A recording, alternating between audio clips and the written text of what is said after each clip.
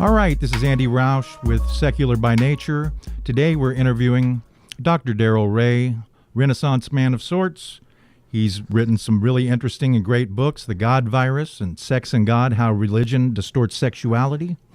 For years, he ran the popular atheist website, it's easy for me to say, Secular Sexuality, and he does all kinds of stuff. We're going to talk about that today. How you doing, Darrel?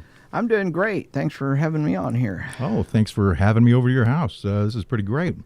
So, I feel like I should take a cue from your secular sexuality. Eventually, I'm going to get this. Your podcast. Your first question to everybody was always, when was the first time you masturbated? I'm not going to ask you that, but that might be a talk for another time. But I do want to ask you a little bit about your, you've got a history in psychiatry. Just wondered if you wanted to talk a little bit about your credentials just to kind of lead us where we're going. Well, I'm not a psychiatrist. I'm a psychologist. Oh, well, there you go. Yeah. And that's an important distinction. It is an important distinction. Yeah. So, but I've been a psychologist since late 70s when I finished my doctorate at Vanderbilt.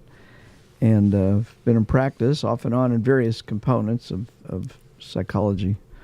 Started off in clinical counseling psychology, then went to clinical psychology, and then went into organizational psychology. And I've enjoyed each component, each part of that in my career. I'm retired now and working, doing a lot of other things that I enjoy as much or more than I ever enjoyed psychology. But they all involve psychology in some way, shape, or form. So at what point did you determine or did you realize that you were an atheist? Oh, probably around time I was 40 years old. I'd just recently gotten divorced. I'd been in a religious marriage, not fundamentalist. Right. Fortunately, my ex-wife and I are still good friends. But she's continued to be pretty religious and tried to make sure our kids were raised in a religious environment. And I just didn't like that.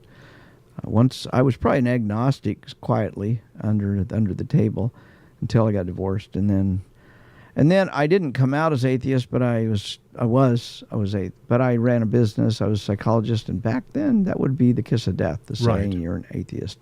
So I just kept that quiet until I kept that quiet for decades until I don't know, about 15 years ago or so. I finally came 2002. I finally came out as an atheist. The interesting thing was I was dating a woman at the time who was an atheist and had been her whole life. And one day she said, Darrel, you ought to shit or get off the pot. Right. You know you're an atheist. I said, I know. And she was the one that pushed me to get out. Right. That's great.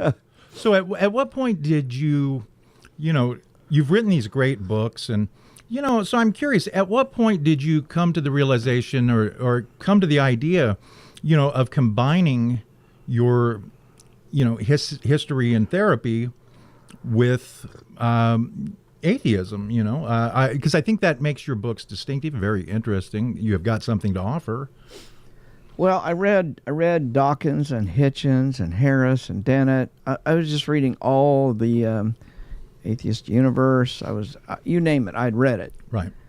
And at the end of reading all those books, and I loved them all, I would reread all of them in a heartbeat. They're all worth reading once or twice even. I was dissatisfied because I thought none of these people are psychologists. None of these people understand that component.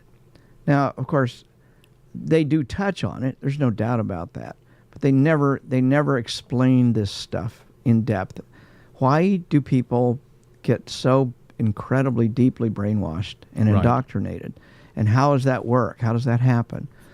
So I decided I'm going to write an article and publish it somewhere. I started writing the article, and then an article turned into 2, and then to 3. So I sent the 3, quote, articles off to my best friend, Dr. Dan Dana. I said, Dan, what do you think of this? And he emailed me back immediately and said, Darrel, I've never read anything like this in my life. And he had read all this stuff. Right.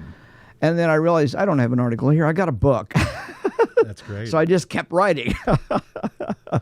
I've written 2 other books. I mean, I saw that. This is my 4. I've written 4 books, but the first 2 were on team building and organizational psychology. So I'd already had some experience with writing, and I knew the process. It was just I didn't realize I was writing a book when I started out. That's great. So, So nowadays, especially, we see a lot of these church-based therapists, like I got kind of dragged to one of those one time with one of my children. And before it was about the time I was deciding I was an atheist, and that kind of helped push that along. But what are your thoughts on that? That's on religious therapists. Yeah, well, I've got a lot of thoughts on that. Right. As you well know. Right. I have, after my book, The God Virus, came out, I was getting inundated with people saying, I need help. I want to talk to you. I want to talk to a therapist that doesn't push religion. Right. And so I said, okay, I'll help you. And I was trying to literally help dozens of people find a good therapist. And what I learned, I don't know. I just never realized this. What I learned was there are so damn many religious therapists out there that are licensed, that call themselves psychologists, that have PhDs. Right. And I was shocked. I could not find a secular therapist when I searched. And so how can a layperson find it if I can't? I would look in Atlanta, Georgia. I would look, in Oklahoma City. And no matter what I did on the web, I could not find, because the word secular never appears in anybody's description. And if it did, I realized, they wouldn't have a practice in that area. Right. So I decided to do something radical and start a whole website and database devoted just to secular therapists, so that people can find someone who's well-trained, vetted, will not send you back to church, will not pray for you, also doesn't believe in New Age bullshit or woo-woo stuff, reading your crystals or any of that kind of stuff, and then just start registering therapists on there. And we did. That was in 2012. Right. We started out with a dozen therapists that I knew personally that I could bring into the database. And we've steadily, if you look at a graph, the graph's right on our webpage, it's just a steady growth. And we're up to about 370 therapists now. Right. And that's all of which are vetted. Secular Therapy Project, if anybody wants to look that up. Seculartherapy.org is the website. That's a fantastic project. We have 4 dedicated, highly trained atheist psychotherapists that serve on a team that include Dr. Caleb Black and Samantha Carlton, who are our director and assistant director. I have since turned it over to Dr. Lack and Samantha, but they run it day to day, and I just kind of stay in the background and give them help when they need it. They're continuing to grow it.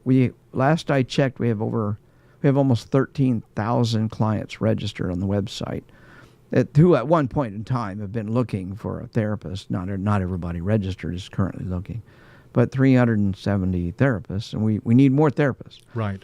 And if you're a client, it's the first place you should go. Even if you can't find anybody local, because you can serve. It's like we set it up like Match.com or a dating site like Plenty of Fish or something. It searches by your zip code. Right. So you can see, there's 5 people to date within 10 miles of you or whatever. We set it up in the same way, but it's also anonymous. So you don't know the name of the therapist and they don't know your name. And you can find each other through the site, and then you can move on to emailing each other or phone calling or whatever. But we want to protect anonymity on both sides. Because quite frankly, a therapist in Tulsa that says they're an atheist could lose their entire practice. Right. Religious judges will only send people to religious therapists, and you got ministers that are referrals, and you got probation officers, and you got all sorts of people who should not be religious, but they will not send somebody. So it's really important to keep the confidentiality there. It's interesting, like as we all know, in the United States, Christianity has really infiltrated every aspect of life, and so I suppose it should be no surprise that it's in psychology. But something that you had talked about in a speech in Tulsa was you talked a little bit about sex and porn addiction, which I had never really thought of, but it really is a Christian concept, and I'd never thought about how closely that idea is tied to Christianity. And one of the things that I think is really important that you talk about that is you talked about this misdiagnosis and how it hurts people and how it affects the rest of their lives. You want to touch on that briefly while I've got you here? Yeah, it's insidious, this notion of sex addiction. First of all, there's no diagnosis for it. Right. There's nothing in the DSM-5. So you can't legitimately get insurance claim for it. Right. So anybody that's saying they're treating you for sex addiction is a scam. And if they're getting insurance money, then they're telling the insurance company something very different than what they told you. Right. For example, you may be experiencing clinical depression, which is possible. You may be having some kind of obsessive or some compulsive behaviors, which is entirely possible. And those are diagnosable. Mm-hmm. But that's what they're telling the insurance company. They're not telling the insurance company we're diagnosing him as a sex addict. So first of all, your diagnosis is wrong to begin with. You're charging an insurance company for treatment you're not getting. Right. Because the treatment for sex addiction is not the treatment you would give for depression. And what the treatment you're giving for sex addiction would make the depression worse. It is a terrible treatment. Same thing for any kind of compulsive or obsessive behavior. There's no treatment for sex addiction. So if you're giving treatment for it, you're giving the wrong treatment. Right. By definition. That's great. Yeah. So it's one of my bugaboos that even in psychology, we know there are psychologists out there using the term sex addiction. And it's inappropriate. It actually should be. It probably is illegal. It's certainly unethical. You just can't make up. Right. You can't make up your own shit. That's just not legal or right. Right. So let's talk about, Well, but before we move on, I would encourage people to go look at, because I find so many atheists that think they're sex addicts. Right. There are so many atheists that still think it's a legitimate concept. Go watch my talk. It was at the Free Thought Convention a couple of years ago in Tulsa. And I go fantastic. Through great detail of why this is a bad idea. Right. But if you don't believe me, go read. There's a couple other places. Dr. David Lay wrote a great book called The Myth of Sex Addiction. An entire book that says the same thing I'm saying. Or you can read an essay that was published in the American Humanist magazine by Dr. Marty Klein, a good friend of mine. And any of those things will say the same thing I'm saying with a different angle and even more evidence. So I'm not making this up. Right. It just doesn't exist, so let's not pretend. We don't believe in a God. Why would we believe in a diagnosis that doesn't exist? Right. And so, and you do touch on it in your speech there, but do you want to talk a little bit about this? Like, what is the end game? Like, what does the church benefit from this idea? Well, I tie it directly to a concept I write about and one I'd never heard of. I mean, my grandfather used to say, he who tooteth not his own horn getteth not his horn tooted. I'm going to toot my horn here. I created this notion of a guilt cycle. And it's not surprising once people understand what it is. It's not a sophisticated concept.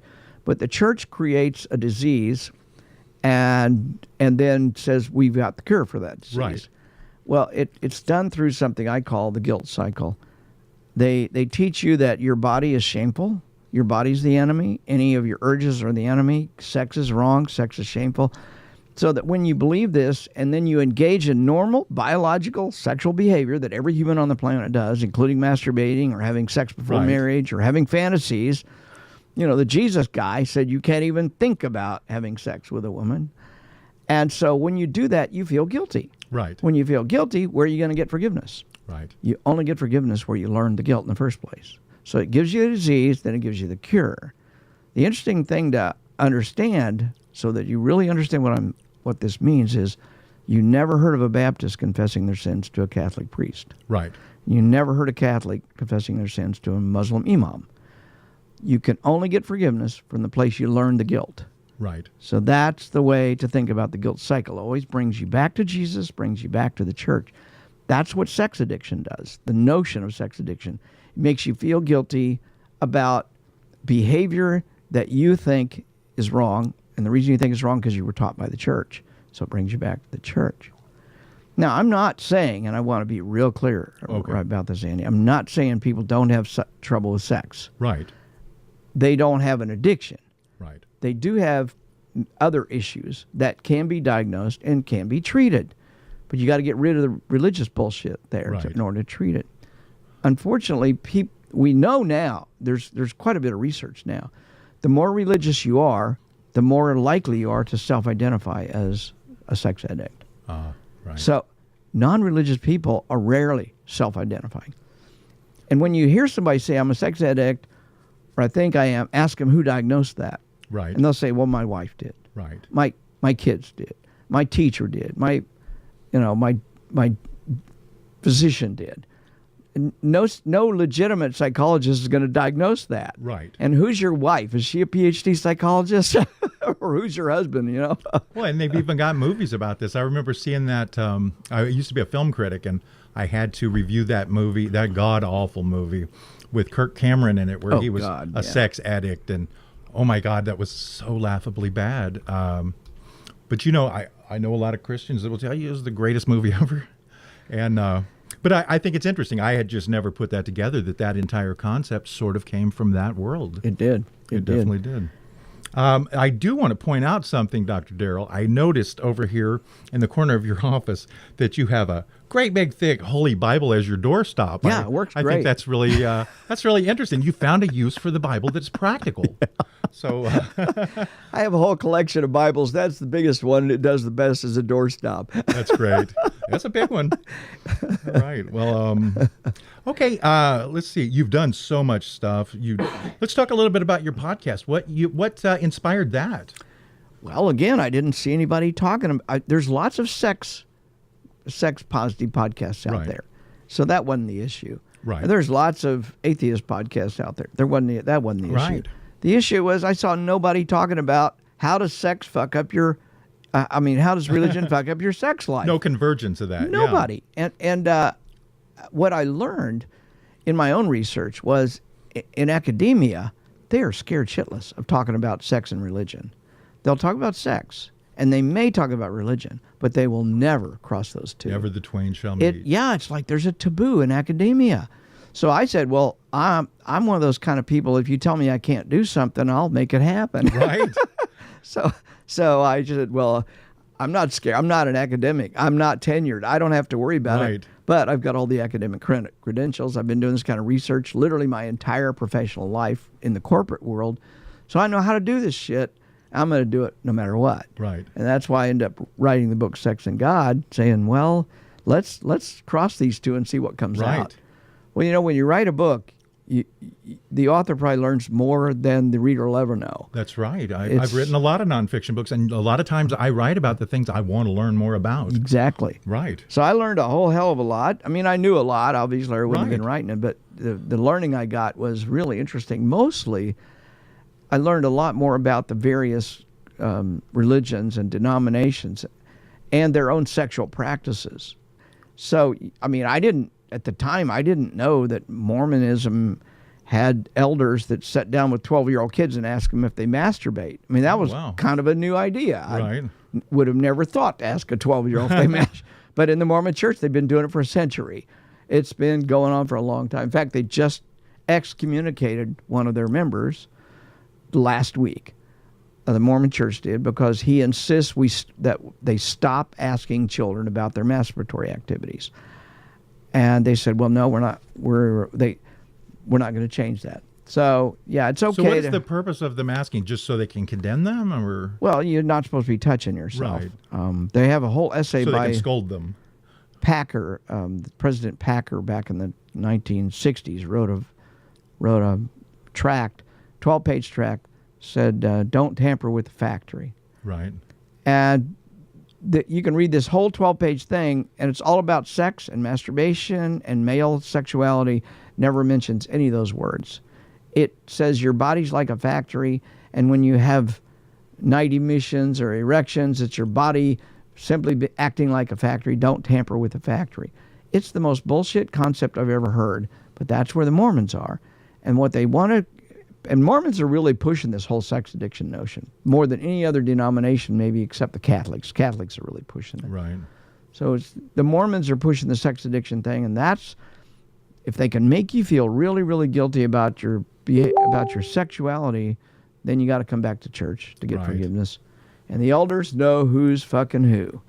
Yeah, it's like the Catholics, you know, the priest knows who's having sex because they confess. And they know who their potential victims are when they confess, don't they? You know, many years ago, when I was still a Christian, and that's the thing people don't get, is that most of us were Christians at one point. We didn't just pop up, and we also don't hate God. We're just people that I don't hate came to our own unicorn conclusion. I don't hate unicorns either. I don't hate Santa Claus, but you know what's interesting is I was going through a divorce many years ago, and so of course, you know, we went through counseling with our minister at the time. And, and he told everyone in the church what was going on in our life, you know, and so, and look, I had done some things I wasn't particularly proud of. I cheated. I was 23 years old, and but everyone in the church suddenly knew about this and did not like me anymore, and because, you know, how Christian of them to pass judgment. But I always thought, you know, why would I want to tell them anything, you know, after that? Ministers are terrible at keeping secrets. They're the biggest gossip sometimes I've ever. That's great. Yeah. Well, you may not know this. I didn't say it earlier, but I thought I was going to go in the ministry when I was younger. And after I finished my bachelor's degree in sociology and anthropology, you'd think I'd have been smart enough to not move that direction. But I went ahead, went to seminary, and got a master's degree. And it was at the end of the master's degree in seminary at Garrett College for Christian Workers in Nashville, Tennessee, that I finally figured out it's all bullshit. Right. And I just became a super liberal Christian at that time. Didn't quite break the tie, you know. One day I figured I can change the church from within, but it ain't going to happen. Right. Never happens. Well, that's really interesting. I also want to talk to you a little bit about, you've got a church here, I guess, for lack of a better word. Is that what you call it, a church? The Oasis? It's one of many. It's a meeting. A meeting place. But sort of in a way an equivalent of an atheist church. I mean, I know, well, like they say, well, atheism is a religion also, and we say, well, no, it's not. But, you know, so I'm kind of intrigued. Like, wait a minute. Do you consider the Lions Club a church? Well, no, I don't. Well, they meet every week, and they have programs. But, you know, these people, you know, anything that opposes them, they'll find something to I think we're the Rotary Club of Atheism. We're the Lions Club of Atheism. Right. To say we're a church is to let the church define us. I'm not going to let anybody define us. We're not a church. Right. We're a group of people that come together. We happen to do it on Sunday morning, but if we did it on Thursday night, would we be a church? Right. If we did it, if we did it under the auspices of the Lions Club, would we still be a church? No. So, no, we're a group of people It's a neat place. It really comes together, and we have great talks. Super. I mean, we had a talk this week from Nikki Actipas, who's a conservation expert, and she was talking about the health of the streams in Missouri. Right. Now, that sounds boring in some ways until you start hearing the talk. You realize, dang, the health of the fish has something to do with the water I drink. Right. I might want to make sure I understand this so I can vote for the right people who are not going to pollute our streams with, cow manure, which is a big problem in some places. I know there are other Oasis centers around the country, but I find it particularly helpful in this part of the country because where we're at in Kansas, you know, we don't always know where the other atheists are because they don't come out and tell us because everyone's kind of scared, you know, and so I think it's interesting to be able to meet other like-minded people. And well, we get 100 to 200 people showing up every Sunday morning, and they're all like-minded. I'd say 80% of them are out atheists. 10% are probably consider themselves something less, agnostic or different. And maybe 10% of them are still spiritual, religious. I don't know. We don't care. Right. We really don't care. We won't kick you out if you still believe in God. It's a neat place. And so have you ever had anybody like, you know, you talk about Christians being welcome or other religions being welcome. Have you ever had anybody show up and kind of combat you or? That's forbidden. Okay. You don't proselytize. You don't proselytize. Right. That's just not cool. Right. You come in, you listen, you can ask questions. That's the cool thing. Well, they do a lot of things that are forbidden, though. So I wouldn't put it past them to try. No, we've never had that. But we do. The beautiful thing is after a sermon's over, you can't stand up and ask questions over the dumb things the minister said. Right. Or stupid things he quoted in the Bible. Well, if you're at Oasis and somebody stands up and makes a talk, there's always a question and answer after the end of it. Right. And you get tough questions. So you better know what you're doing, what you're talking about. And if you don't know what you're talking about, you might as well say, I don't know. Right. Or I will get back to you, or I'll do the research. Our people don't try to say they know everything. They're just experts in some little area or some area like that. And that's what Nikki was doing today. Right. She was just sharing her expertise. And we didn't expect her to be the God of all things conservation. Right. Well, I really appreciate what you guys do. So how many of the Oasis centers are there? Well, there's 2 or 3 out in the Salt Lake area because the ex-Mormons are getting onto it. I didn't realize that. Yeah, that's fantastic. The very first one started in Houston, Texas. And we were the second in Kansas City. There's another one in Austin, Texas. There's another one in Toronto, Canada. And there's various ones, I think, in the formative stages. I don't know. I don't keep track of all the numbers. Right. We've had 2 or 3 that started and didn't get off the ground or didn't stay started very long, but that happens. That does happen. We consider that our sister organization is Sunday Assembly, and they've got they've been going about the same length of time, about 5 years, and they've got a lot of organizational meetings around the country.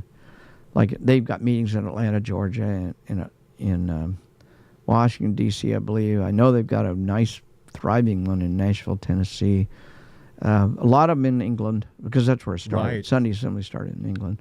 So anyway, there's a whole movement of people wanting to be able to come together and not be defined by religious constrictures.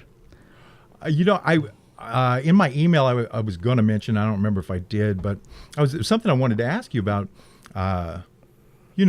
Up until this year, I'd only done like one book that even related to atheism, and I kind of didn't even know where to shop it. Like it was my one self-published book. So its sales are nowhere near yours. But what I'm curious of is, like almost all of the sales I've had are in Europe or in England in particular, where it's a very atheistic, atheism's much more embraced. And I was wondering, I see on Amazon that your book had 250 reviews, which is fantastic. Do you see more sales and more reviews and stuff like that in England, or it's about the same, or? I'd say proportionally it's probably the same. Really? Most of my sales, of course, come from the United States and Canada, but population-wise, I was just curious. Yeah. No, you can see I have a number of reviews on the English Amazon site or the English. Like the Amazon UK. Yeah. Right. And Goodreads, I got a lot of. I'm always very surprised by how many reviews I get on Goodreads. I noticed the crowd is a little tougher sometimes on Goodreads. It is. Slightly more pretentious, but a more intelligent crowd, I think. Well, yeah, and they are there to review books. Right. Right. Amazon buyers are just buying a book. They're just buying a book. But no, I like the reviews on Amazon on Goodreads. Yeah, they're comprehensive. However, you've always got the fundamentalists to get on there and give it a 1 that never read it and didn't even buy it. That's always a good time. Yeah, but I don't care. You can't avoid that. I am proud that it's higher rated than almost any other atheist book on the internet. Oh, that's fantastic. Yeah, it's higher than Dawkins, Harris, Hitchens, and Dennett. Yeah, that's a good But of course, too. They've got 5,000 people reviewing theirs. Right. So let's talk a little bit about you founded the Recovering from Religion organization. That was, about 10 years ago? Almost exactly 10 years ago. Right. So, so let's talk a little bit about that. What was the purpose of that, and what kind of led you to that? Well, once again, when I published Godverse, I was getting all these requests for help, and I realized that I couldn't help all these people. Right. So I announced a meeting locally here in Kansas City on meetup.com, and said, well, we're going to meet up at the IHOP. Anybody that's got issues with religion, come. And 11 people showed up. I only knew one of these 11 people. And 2.5 hours, 3 hours later, we're getting kicked out of the restaurant by the manager because it's closing. And I realized, and people are just passionate to talk about this. I only asked 2 questions. First question was, how did religion hurt you? How have you benefited from leaving? It's the only 2 questions I asked. And then I just tried to manage the conversation. I'm pretty good at facilitating. But by the end, I had 11 people who were dumping their hearts out. And I could see how therapeutic it was. Right. Peer-to-peer support. And I thought, well, maybe we can start an organization to do that. And so that led to me starting Recovering from Religion. And it's been going ever since, I think we started in April of 2009. So we're a little over 10 years old. Actually, next year, we're going to officially celebrate, because, 2019, we're officially going to celebrate our 10th anniversary. And I'm really excited. We've got tons and tons of volunteers that help us on our chat line, our helpline, our phone line, our local groups, our resources, our outreach. I was just looking on the our chat line yesterday. Mm-hmm. We had chats from Morocco, Nigeria, Canada, England. I'm leaving out 2 other countries. Anyway, we had 7 non-U.S. countries that chatted in a single day. That's great. Now, that doesn't count all the people from the United States that were chatting in. Our problem is we don't have enough volunteers. So we miss a lot of chats because we simply don't have enough trained people. Right. So if your listeners are interested in volunteering, that would be great. They need to get on and register with us and go through our registration and our vetting process and our training process. Because frankly, we don't let just anybody on our chat line. We want people who are willing to go through the process of learning how to do this. That's how fantastic. To talk to people and listen to people and help people. Not everybody's cut out for it. Right. I don't think everybody needs to try and volunteer for us. But once you get in there and you see how much help you can be to somebody in a 5-minute chat, a 10-minute chat, you can change a person's life. It's extremely rewarding. And Right. all our volunteers that go through this just say, wow, this is amazing to be able to help somebody. And we're not doing therapy. We're not psychotherapists. Right. But people chat in with us and say, I'm the only person in Montana that's an atheist. Right. We'll say, well, no, probably not. and unless... Well, you know what's funny is, you know where I live, and what's funny, I had somebody contact me, I don't know, 6 months ago, a guy sent me a message, and he's like, I just moved to Parsons, and I looked up Parsons Atheist, and you were the only person I found, and apparently it was on my Facebook, which no surprise, but, and he's like, I just wanted to meet a Parsons Atheist. And I said, well, there are more around here. They just kind of, keep they're smarter, I guess, in a way. Stay they under keep the quiet. radar. But, right. But I thought that was interesting, and these people are all around us, and the numbers are growing by the day. But, but sometimes I know that these people can feel like they're the only one. Right.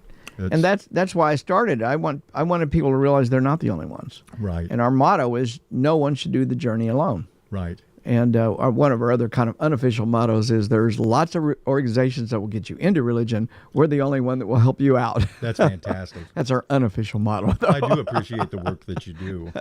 So you've written these great books, do you have anything else? And you've done so much. So what are you working on these days that beyond, like, are you working on any more writing projects or? Yeah, I'm working on an article right now. I'm almost reluctant to mention it because it's pretty big. I might talk a little bit about it here. Okay, whatever you feel comfortable.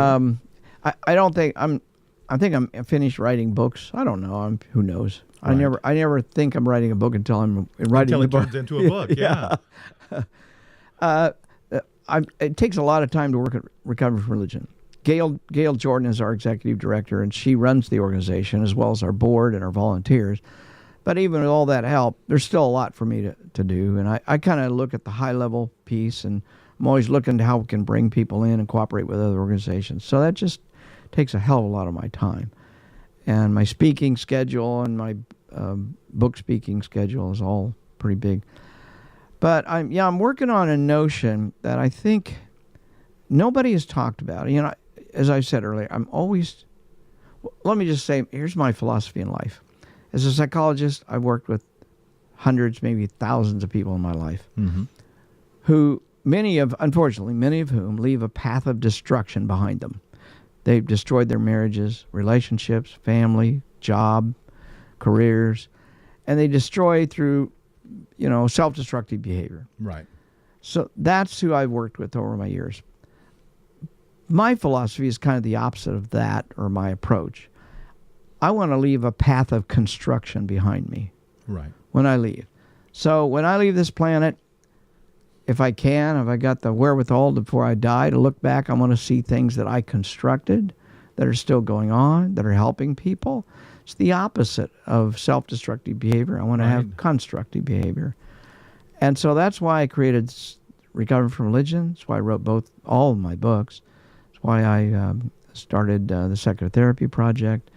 And that's why I continue to write, because I think there's ideas and concepts that need to be talked about. Right. One of those concepts, the title of this book or essay or whatever it is I'm getting ready to write, I don't know, is the most radical idea in history.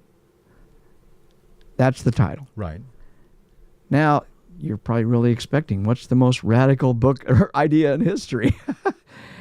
And I'll say what it is, but in just saying it doesn't even come close to it. It's the tip of the iceberg. The most radical idea in world history, in my estimation, is the notion of bodily autonomy. And if you look back through history, most cultures did not have any concept of bodily autonomy. Right. And what we're seeing with the Me Too movement is a manifestation of the notion of bodily autonomy. Just extend out in historically in the past. The Romans certainly didn't have it.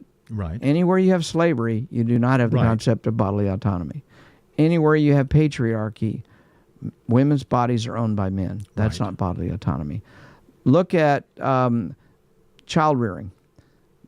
Parents own their children. That's not bodily autonomy. Right. Parents can circumcise their children without the children's permission, boys and girls. That's not bodily autonomy. Everywhere you look, especially wherever there's religion, there's bodily autonomy is reserved at most only for the top people in that culture or that religion. And even those people, I mean, can be subject and victims of anti-bodily autonomy, if you think about it in those terms. Well, that's fascinating. I think the most radical idea, and we're exploring it as a culture right now, is what do we mean by bodily autonomy? What rights do people have to their own bodies? And it touches on things like Black Lives Matter and the Me Too movement. You name it, and you can almost tie bodily autonomy back. Do the police have a right to detain people, detain their bodies, arrest people without their behavior in some way being a violation of someone else's body? Now, we all should be drawing the line between my body and your body. Right. I do not have the right to touch you without your permission. You don't have the right to touch me. And that should extend in all areas of our life. Right. If I violate you in some way, if I break into your house and steal your shit, then that's a violation of your autonomy. I mean, it may not be physical body, but it's your well-being and your safety. Right. So that's a violation, and yeah, I have no problems with the police arresting you. But just because I'm black, or just because I'm female, does not give you the right to violate my body. Right. And we're struggling with that in our culture right now. And I want to write about that because I think we have been on a march since the Enlightenment towards the concept of bodily autonomy. But have you ever heard anybody writing about how this all comes together? I've never heard it. Sounds like a fascinating book. I think, well, I don't know if it's a book yet or not. Or whatever it is, it's going to be It'll be an article, and I'm working on a talk. I'll be giving a talk on it for sure. So that's what I'm working on. So how long have you been thinking about this? Has this been formulating? Really? Years. But I'll tell you what's brought it all to the fore, and that's the Me Too and Black Lives Matter. Right. Because as I put Black Lives Matter and Me Too together and watch the news and watch how everything seemed to come back to, I have a right to my body, you don't. Right. And now there are different ways of violating. Right. I mean, the Black Lives Matter deals with issues of police violence, but that's police violence against somebody's body, and the police did not have the right to that. Right. Me Too is violence of men against women. We just saw a case of this in Topeka 2 weeks ago. I don't know if you saw that video going around, but where you took the guy's face and scraped it on the concrete, and black guy, white cop, Topeka. And it's, but that's definitely a problem in both of those regards. Me Too has been, and the Kavanaugh thing. There's so much going on right now. It is, right. And I would say that it's a timely book, but I think it's always been a timely book. I don't know if people were ready for it 20, 30 years ago, but I think that there's definitely an audience that's ready for that now, to have that talk. Yeah, and you can just look at all sorts of things. Circumcision. Right. The intactivist movement to stop male circumcision in the United States and female circumcision everywhere else in Africa is a bodily autonomy thing. That's fascinating. So I just think that's something I'm gonna explore and try to push in some. Well, I can't wait for that. I'd like to see that.